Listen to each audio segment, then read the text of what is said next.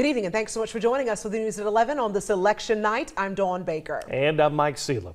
While your vote will decide a handful of high offices tonight, people all across the coastal empire and low country are also deciding who will serve on city councils, school boards, and where millions in public funding will go.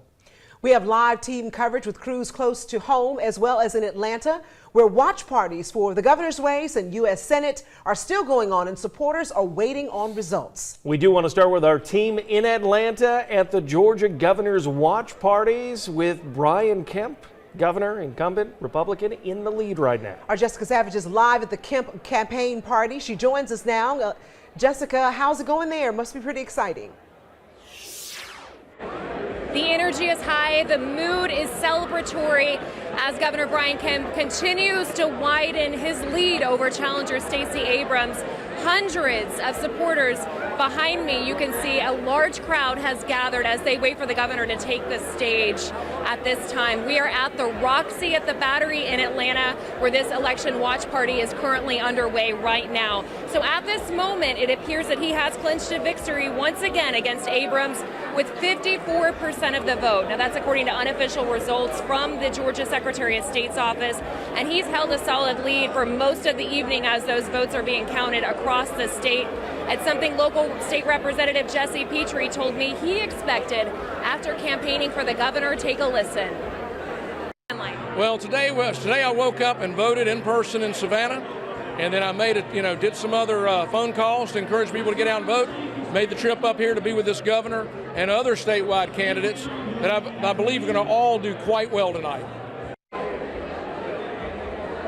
And his supporters, like I said, are gathered here hoping that the governor will take the stage at any moment as his lead widens against challenger Stacey Abrams. Max Deke Knight is in downtown Atlanta with Stacey Abrams' election watch party. Max, what is the mood like there?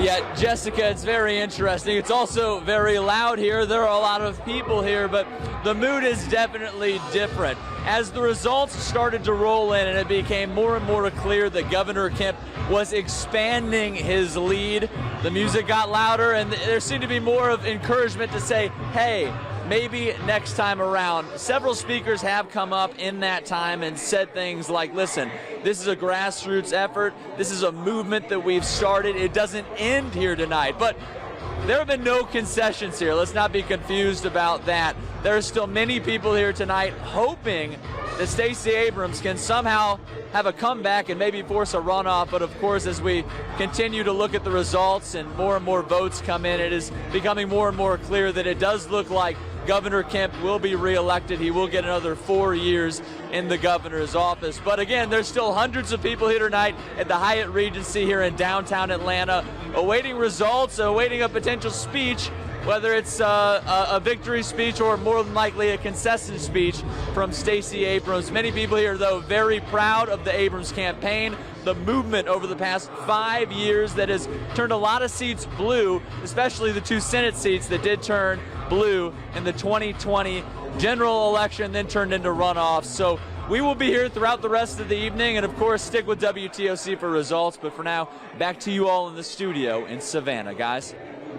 All right, thank you, Max. We do want to show you the results for the Georgia governor's race right now, where we stand with 74% of the vote in and counted.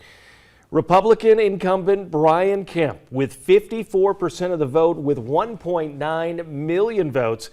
Coming in second, we got Democrat Stacey Abrams running right now at 1.5 million votes, almost 1.6. And then Libertarian Shane Hazel getting 1% of the vote and about 24,000 votes altogether. We're also watching another race very closely up there in Atlanta, Georgia's U.S. Senate race. Right now, there are 74% of